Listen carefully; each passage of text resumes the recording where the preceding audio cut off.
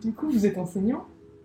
Alors, quelle est l'expression corporelle que vous utilisez et est-ce que vous utilisez aussi l'art oratoire lors de vos séances? C'est une bonne question. J'ai tendance à... Bon, déjà, je fais cours debout, ce qui n'est pas le cas de tout le monde, mais je pense qu'on est quand même un certain nombre à le faire. Parce que personnellement, je veux voir tout le monde, notamment ceux qui sont au fond. À mon avis, vous êtes mieux placé que moi pour répondre à la question parce que vous avez suivi mes cours et donc vous savez si j'ai une expression corporelle parce que moi je ne me regarde pas. Même si on est filmé à l'université pour les vidéos des cours où je ne regarde pas.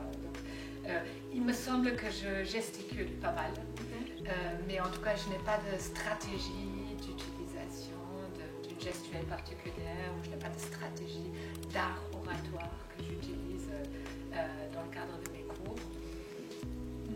Je crois que je le fais de manière naturelle. Je pense pas être particulièrement théâtrale. J'admire beaucoup les professeurs qui arrivent à faire ça, mais moi je suis pas dans les grands gestes, c'est pas moi. Je m'en sentirais pas à l'aise.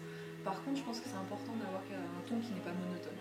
Si vous faites votre cours et que c'est toujours le même ton, je pense que vous endormez les gens et là ça fonctionne pas. Donc peut-être l'art oratoire pour moi en tout cas c'est être debout, particulièrement dans les petits cours ou dans les travaux dirigés, c'est pouvoir se balader un petit peu, c'est pas être statique, assis au bureau et essayer de donner un peu de peps avec le ton, avec des questions. Je pense que c'est aussi savoir sentir le public qui est en face de vous.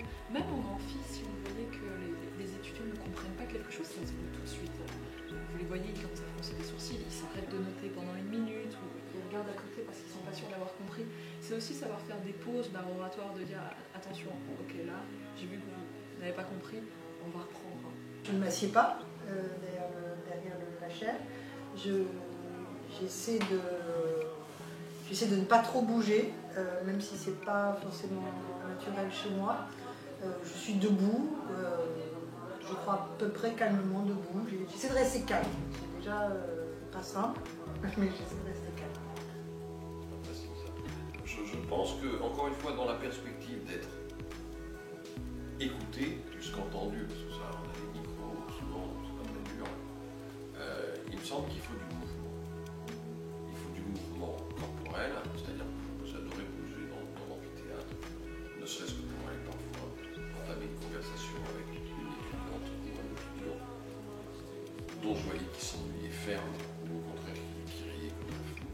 Alors, il m'arrive effectivement d'utiliser les silences. Ça, c'est quelque chose que les musiciens savent faire, ils connaissent l'importance du silence. Et il est vrai qu'en plusieurs occasions, peut-être pas la première année, mais cette année, je crois que je le fais davantage, je prends le temps du silence après des choses graves ou importantes. Je veux que ça s'imprègne dans le cerveau de l'étudiant.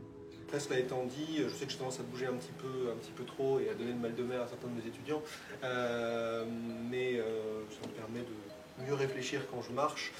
Cela étant dit, je ne pense pas faire particulièrement attention en termes d'éloquence à la façon de procéder, parce que je suis assez convaincu que l'essentiel c'est de maîtriser le fond et qu'ensuite, quand on maîtrise le fond, la forme vient toute seule. J'essaie surtout d'être concentrée sur ce que je dis et après la forme vient toute seule. Mais je n'essaie pas particulièrement de construire de belles phrases. Je n'essaie pas d'être éloquente, j'essaie d'être concentrée sur le fond.